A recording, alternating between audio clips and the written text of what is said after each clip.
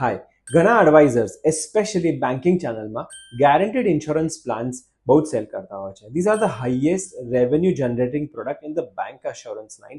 એટલે એમને ટાર્ગેટ્સ બી એવા હોય છે અને ટાર્ગેટ્સ અચીવ કરવા માટે ઘણા બેંક એમ્પ્લોઈઝ એને મિસ સેલ બી કરતા હોય છે. મોટા મોટા ફિગર્સ બતાવીને એ ક્લાયન્ટ્સને 7 યર્સ 10 યર્સ કે 12 યર્સના પેમેન્ટ પ્લાનમાં એનરોલ કરી દે છે. આજે આપણે આનું એક એક્ઝામ્પલ જોઈએ.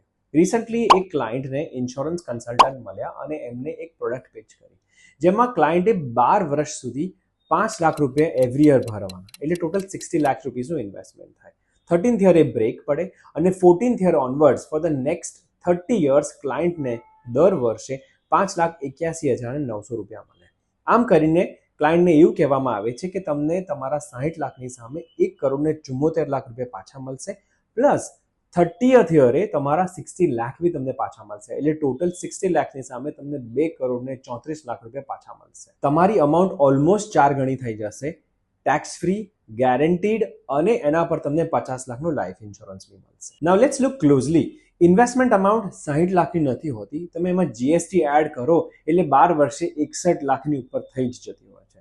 ઇન્સ્યોરન્સ તમને 50 લાખનું મળે છે, પણ આ પ્રોડક્ટ પ્રમાણે ફર્સ્ટ 13 યર્સ સુધી જ લાઈફ ઇન્સ્યોરન્સમાં ઇન્વેસ્ટમેન્ટ અમાઉન્ટ 4 ગણી થઈ જાય એ વાત સાચી, પણ એ 4 ગણી થતા 43 વર્ષ થઈ જાય છે. એટલે આનું રેટ ઓફ રિટર્ન કેટલું બેસે?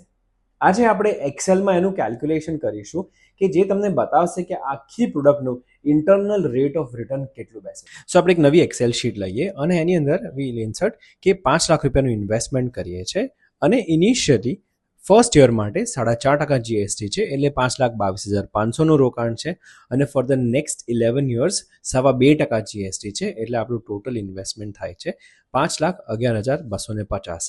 આમ કરીને ટોટલ આપણે ઇન્વેસ્ટ કરીએ છીએ 61,46,000 રૂપિયા.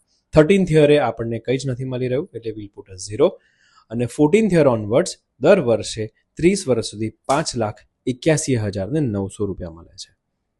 At the end of the tenure એટલે 30th યરે આપણને 60 લાખ બી મળે છે, એટલે આપણે એ પણ એડ કરી દઈએ ઇક્વેશનની અંદર, એટલે ટોટલ થશે 65,81,000. અને આ ટોટલ 30 યર્સનું આપણે જે સમ કરીશું એ આપણને આવશે 2,34,00,000 રૂપિયા પ્લસ 57,000, સો 2,34,57,000 રૂપિયા. આ બધાનું ટોટલ રેટ ઓફ રિટર્ન કરવા માટે આપણે ફોર્મ્યુલા યુઝ કરીએ છીએ આઈઆરઆરની, અને એને ડેસિમલ કરીશું એટલે ખ્યાલ આવશે ઇન્વેસ્ટમેન્ટનું રિટર્ન છે 5.94%. આ કહેવાનું રીઝન એ છે કે ઇન્વેસ્ટમેન્ટના રિટર્ન્સ ઘણી વખતે મિસલીડિંગ હોય છે.